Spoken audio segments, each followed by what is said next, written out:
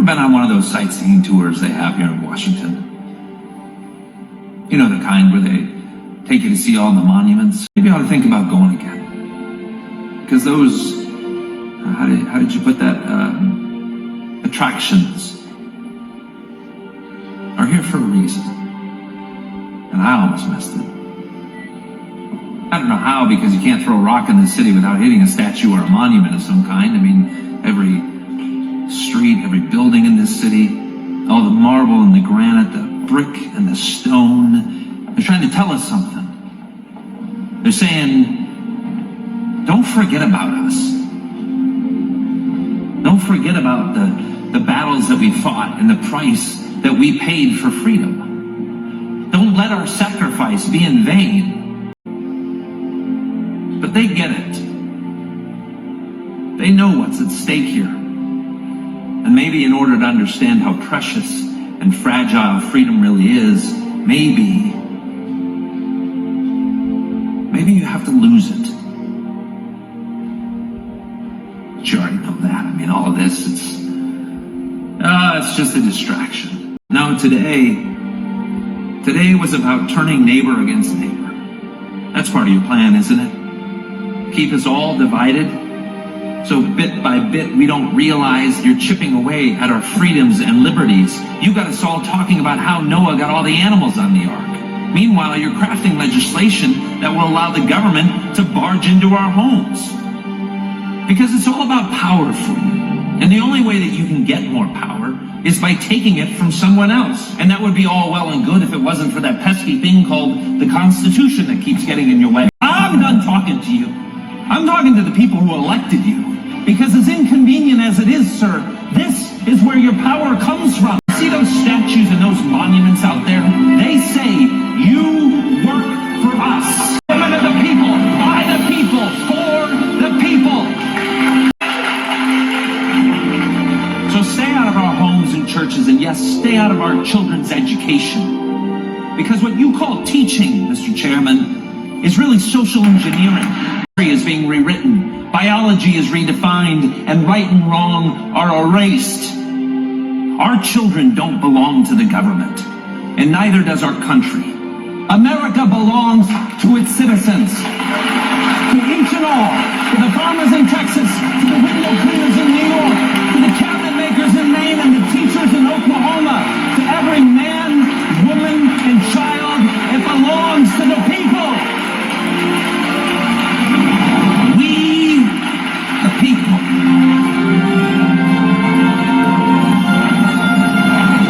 It's time we put power back in the right hands. I'm your host, Hyde. Welcome to Hide and Seek News. Hello, all you beautiful and amazing people. Thank you for tuning in and welcome to the show. If you're new to the channel, make sure to hit that subscribe button, the notification bell, so you get notified anytime I drop a new video. Smash that like button and share this video on all social media platforms. The show is brought to you by the Hide and Seek Media Store. Get the merch link in the description down below, and if you use code 1776, I'll give you 20% off your entire order. So, as you can see by the intro, I'm going to be talking about the midterms and why it's so important that we vote for America First candidates and put the right people back in power in this country. Because if you haven't noticed, in a year and a half under the current administration, we have gone down the toilet. At one point, gas was double the price it was during the pandemic. And now we've seen record inflation along with a stagnant job market, and who knows what's coming next. That's why November is so important. Now, I've got a few stories pulled up, and I'm going to talk about why it is crucial that we take care of this now. So I'm going to get into a couple of these articles, and we're going to talk about it. So I appreciate you guys watching, and if you haven't already, make sure to hit that like button. So I have this story here from Reuters from the 26th. MAGA Republican actions fit definition of fascism, White House says. Whoa. So, Make America Great is fascist now. According to Reuters, the actions of some Republicans allied to former President Donald Trump fit the definition of fascism, White House spokeswoman Karine Jean-Pierre told reporters on Friday, a day after President Joe Biden said they edged toward semi-fascism. Quote, I was very clear when laying out and defining what MAGA Republicans have done, and you look at the definition of fascism and you think about what they're doing in attacking our democracy. That is what that is. It is very clear, Jean-Pierre told a press briefing. That is a whole bunch of nothing. That's a word salad.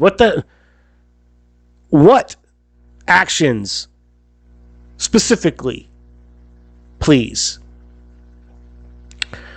They go on to report, MAGA refers to Trump's Make America Great slogan. Fascism is a political philosophy that exalts nation and often race above the individual and supports an autocratic government led by a dictatorial leader involving the forced suppression of opposition, U.S. Dictionary Merriam-Webster says. Okay, so I'm going to take a hard pause right here for a second, and I want to talk about that specific definition. Okay, it says, fascism is a political philosophy that exalts nation and often race above the individual and supports an autocratic government led by a dictatorial leader involving the forced suppression of opposition. Okay, I believe it was Mar-a-Lago that was just raided, not Biden's home in Wilmington, Delaware, or even Obama's home, right? Think about this for 1 second. What if when a year after Donald Trump was in office, he just decided to let the Department of Justice raided Obama's house? What do you think would have happened then? Where do you think the media would have taken that? Ask yourself that question before you really question what Donald Trump was doing with some classified documents. Your particular assignment is considered G14 classified. Now, why don't you and I take a walk and I'll fill you in. Okay, Warren.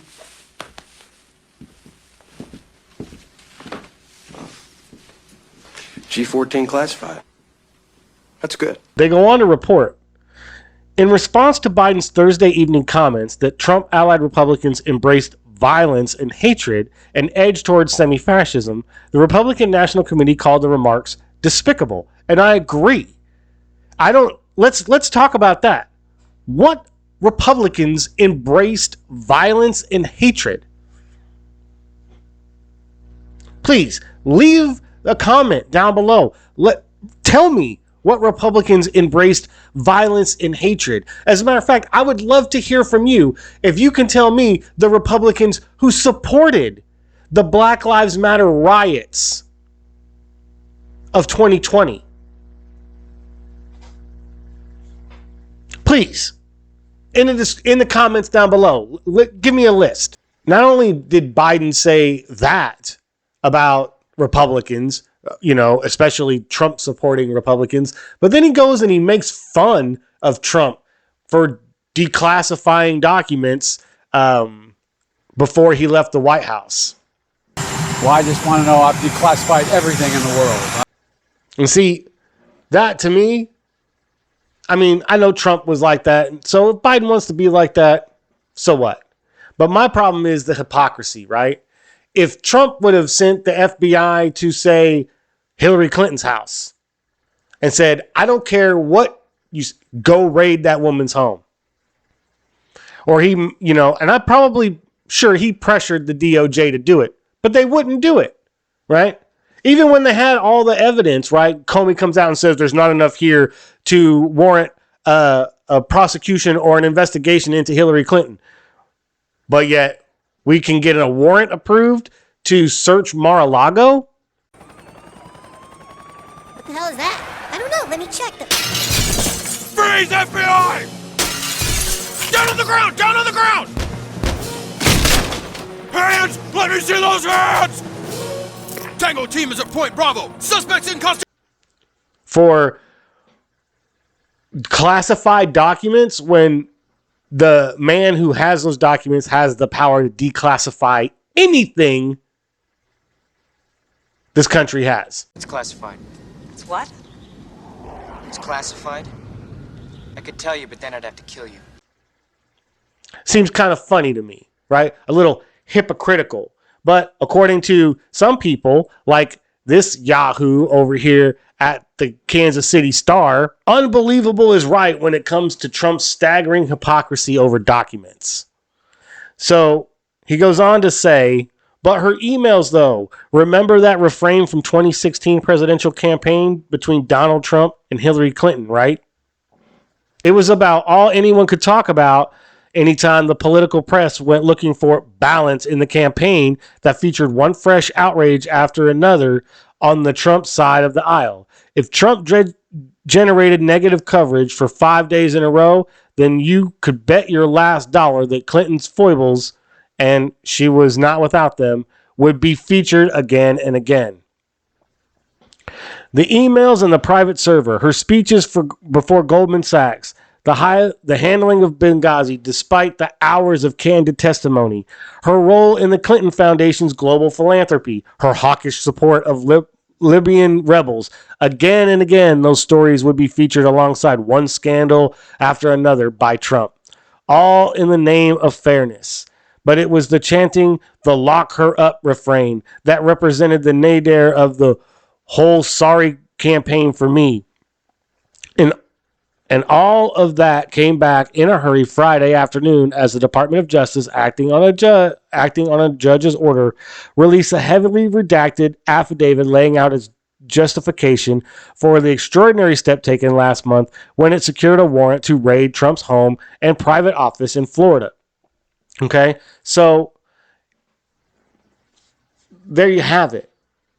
Trump supposedly had classified documents that he had already turned over to the National Archives, right? That's the really funny thing is they go back and forth for months. Then he finally decides, okay, I'll turn over these documents. No big deal, whatever. Here's the 15 boxes. It's all declassified anyways, right? Because I declassified it on whenever I was president. So it doesn't matter. Here you go. So National Archives looks, oh my God, this is marked top secret. This is marked classified. Oh, we better send this to the DOJ and say, hey, you guys might want to look into this because President Trump had classified documents at his house. So then they use that. And then the affidavit they release is so redacted, there's nothing in it.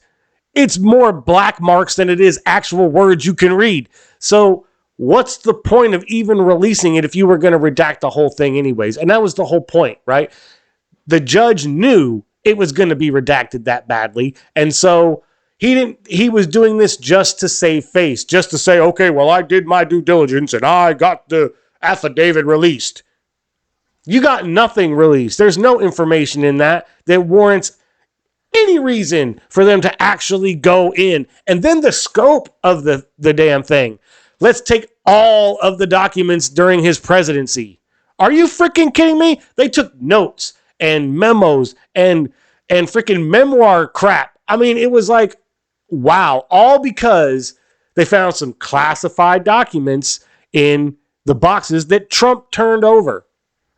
It was pretty stupid, and Trump was pissed, and I don't blame him. So I have this story here from timcast.com. Trump responds to the release of redacted affidavit, calls the U.S. a lawless country. And he's not wrong. If we're weaponizing the DOJ and the FBI to go after a political opponent, because we all know Donald Trump is running in 2024. Let's not get that twisted. Okay, we all know he's running in 2024. The FBI knows it. Joe Biden knows it. The DOJ knows it. Everybody in their mother frickin' world who watches TV knows Donald Trump is going to run for president of the United States of America in 2024. So this, even though he hasn't technically announced it, this is an attack on a political opponent. Something Donald Trump was impeached for. Silence! I will not tolerate your insolence. Why are we not impeaching Joe Biden? Marjorie Taylor Greene, Matt Gaetz, Jim Jordan. Where are you guys? Where are those articles? I know Marjorie filed articles of impeachment against Merrick Garland. I want to see him against Joe Biden for weaponizing the U.S. federal government to go against a political opponent. But all is not lost, folks, because we are winning the fight, and that's why they are getting so desperate. That's why they are raiding Trump's house, because they are scared. We're winning the fight. And here's just a small sample from my home state. The Daily Wire reports, Oklahoma teacher quits after being disciplined for banned book sign. An Oklahoma teacher has resigned Wednesday after she was disciplined over a sign in her classroom directing students to books restricted by the state's critical race theory ban. Summer Bosemeyer, who taught 10th grade English at Norman High School just south of Oklahoma City, was told she must cover books that might be deemed inappropriate under the state ban. Other district teachers were told the same. Bosemeyer, 34, cooperated and covered the books with butcher paper. But she added a label, writing in marker on the covering, books the state doesn't want you to read. She added a QR code linking to the Brooklyn Public Library's Books Unbanned program where students can access the books. Definitely don't scan this, she wrote underneath the QR code. A Norman Public School spokesperson said a concerned parent reached out to the school district to flag Bosemeyer and a potential issue regarding Oklahoma's House Bill 1775. Like many educators, the teacher has concerns regarding censorship and book removal by the Oklahoma State Legislature. However, as educators, it is our goal to teach students to think critically, not to tell them what to think, the district spokesperson said. The Books Unbanned project attempts to connect teens with books that they may not be able to access thanks to political challenges. Across the country, teens are facing book bans, censorship, and political challenges in their local school and public libraries, the Brooklyn Library says on its website. Bosemeyer has since doubled down on her actions, saying she would do it again. I am a walking House Bill 1775 violation, Bosemeyer said. And one of the sticking points between myself and my previous district was I would do it again in a heartbeat. No regrets. Would do it again. Will do it again. Which means that woman's probably not going to get a job here in Oklahoma. It's vitally important to our students. It is vitally important that our students feel empowered, see themselves reflected and validated. For too long, public education did not include those stories. Asked by local outlet KOKH-TV whether she thought her banned book sign would prompt a CRT complaint, Bosemeyer said it was only a matter of when. I think every educator since the passage of HB 1775 has understood that it is a matter of if, not a matter of when, Bosemeyer said. If we're doing our jobs, it's a matter of when. I don't have control over people's feelings, so I'm not sure why I'm being penalized for that. In March, the Oklahoma State Board of Education officially adopted the rule to keep CRT out of Oklahoma schools. CRT has no place in K-12 education, State Superintendent Joy Hoffmeister said at the time. Oklahoma is not the only state that has passed a law in an attempt to keep politically charged content out of K-12 schools. Also in March, Florida Governor Ron DeSantis signed the Parental Rights in Education bill, which prohibits classroom instruction on sexual education, sexual orientation, or gender identity for kindergarten through third grade, or in a way that it is not age appropriate or developmentally appropriate. Critics dubbed the bill "Don't Say Gay," despite the word gay not appearing anywhere in the bill text. So, as you can see, states are standing up and fighting back. Even if it's little battles like this, they're won.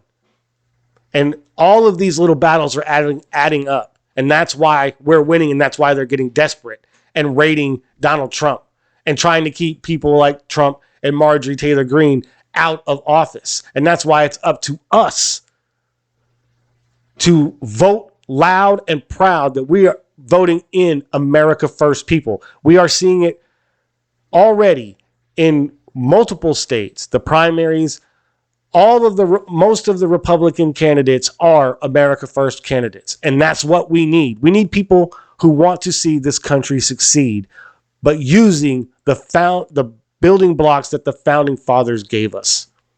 Not tearing it all down to try to build some new authoritarian one world government crap like the current administration is doing. So I urge all of you, do your research. Make sure that you're paying attention to every candidate.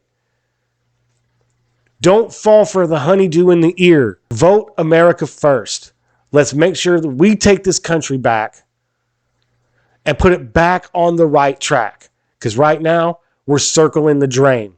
And it's only a matter of time before we go all the way down it if we continue to do nothing. So get out there. Make sure your voices are heard. And if you've made it all the way to the end of the video, I appreciate you guys watching. It really does mean a lot to me that you've made it this far. If you haven't already, make sure to hit that subscribe button and the notification bell so you get notified anytime I drop a new video. Smash that like button. Leave a comment down below. Let me know what you think about this video, the topic, and the channel. I love to engage with my viewers, so feel free to fire away. But the most important thing I need you guys to do is share this video on all social media platforms. Those interactions will tell YouTube's algorithm to give my video more impressions, and that's how we build this channel. I appreciate everything you guys are doing, and I will catch you later. Peace.